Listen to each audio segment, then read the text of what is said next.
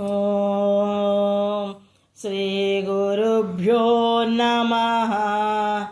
ఓం శ్రీకృష్ణ పరబ్రహ్మణే నమః. అద శ్రీమద్భగవద్గీతా త్రయోదశోऽధ్యాయః. క్షేత్రజ్ఞ విభాగయోగः. క్షేత్రమనగా శరీరము, క్షేత్రజ్ఞుడనగా ఆత్మ. జీవునకు ఆత్మకు గల స్వభావములు వివరించి వాని యొక్క విభజనను గూర్చి తెలుపబడినది ఈ అధ్యాయము.